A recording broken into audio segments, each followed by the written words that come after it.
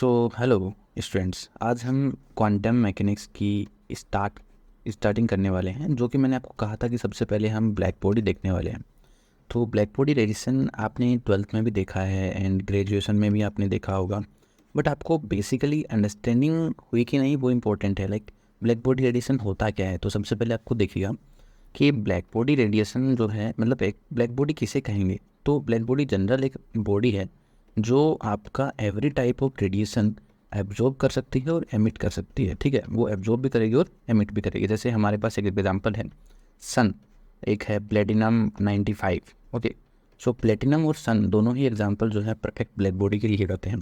Perfect black body वो होती है जो मतलब एवरी टाइप ऑफ रेडिएशन को एमिट कर सके और एब्जॉर्ब कर सके। ओके, तो ये दो ब्लैक बॉडी के एग्जांपल मैंने आपको दे दी ना। वो ब्लैक बॉडी करती क्या, देखिए जैसे इसके अंदर कोई रेडिएशन आया तो उसने कैच किया, अब वो इसके अंदर रेडिएशन फंस जाएगा। लाइक इधर रिफ्लेक्ट होगा, फिर इधर होगा, इधर होगा, तो ऐसे वो इसके अंदर ही फंस जाएगा और घूमता रहेगा ना। यहाँ पे कुछ डेफिनेशन मैंने आपके लिए लिखी है। देखिए, black body is an ideal body which allows the whole of the incident radiation to pass into its cells. Okay, मतलब इसके अंदर पास होने के लिए अलाउ करती है विदाउट रिफ्लेक्टिंग द एनर्जी को रिफ्लेक्ट नहीं करती, and absorbs within energy itself the incident radiation without passing through an energy।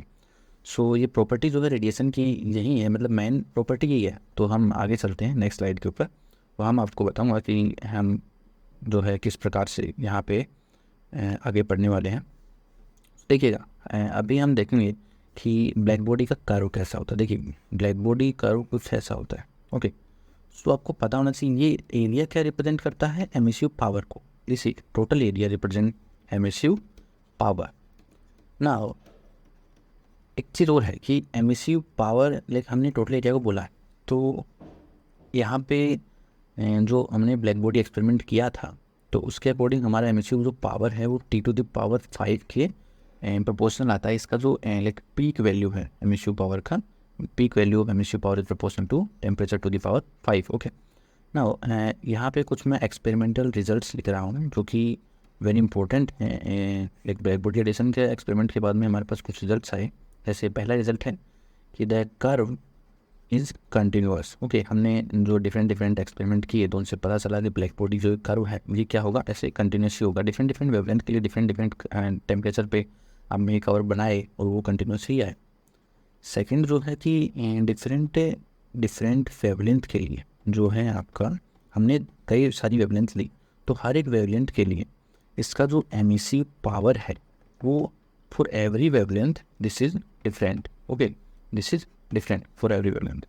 The third जो एक्सपेरिमेंटल रिजल्ट है दैट इज़ लाइक अगर आप टेम्परेचर को इंक्रीज करते हो तो आपको लैम्डा की वैल्यू कम मिलती है। लाइक ये एक स्टीफन्स लॉ के नाम से भी जाना जाता है। तो देखिए नेक्स्ट स्लाइड में आपको बता देता हूँ कि स्टीफन्स लॉ क्या होता है। तो देखिए स्टीफन्स लॉ, तो स्टीफन्स लॉ में क्या हुआ कि जैसे लैम्डा एम जो है वो प्रोपोर्शनल हुआ 1/T के। It means lambda M T is equal to constant.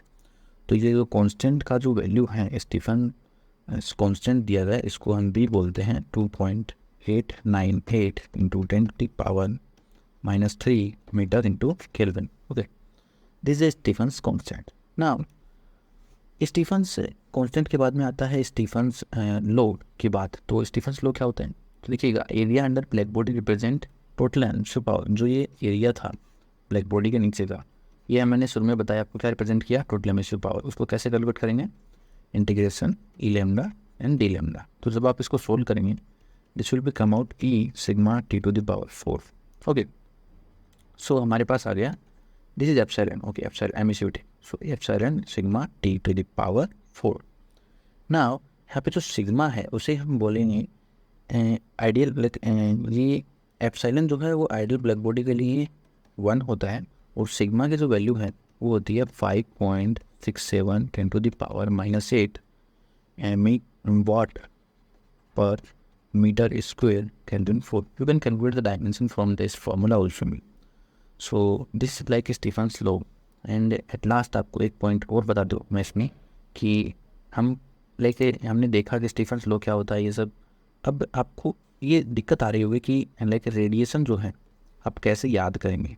कि कौन सा रेडिएशन कितने ऑर्डर का होता है, तो वो एक जनरल आपको आगे की जो क्वांटम मैकेनिक्स में हेल्प करने के लिए मैं आपको बता देता हूँ ऑर्डर। देखिए कुछ ऐसा समझ लीजिए कि यहाँ स्टार्ट करते हैं मैक्सिमम वेवलेंथ 10⁻3, फिर हमारे 10⁻⁻2 पे, फिर हमारे -5, फिर -6, फिर -8, फिर -10, फिर -12। तो अब देखिए सबसे जो कम है मीटर में है सब वेवलेंथ, तो सबसे कम हमने किसका बोला, गामा रे का बोला, फिर एक्सरे का बोला, फिर यूवी, फिर visible, this is visible, and इससे पहले हमने बोला IR, इससे पहले माइक्रोवेव, एंड उससे पहले हमने बोला रेडियो वेव। तो these are the like order of the wavelength of different type of spectrum. Okay, so this is our lecture of black body radiation and Stephen's law. Okay, so in the next lecture we will see what is the Wien's law and Rayleigh's law. Okay, so be prepare and like revision करते रहिए इनका, और आगे वाले video में आपको इसी प्रकार से मैं कंटेंट दे देते हैं। Okay, thank you.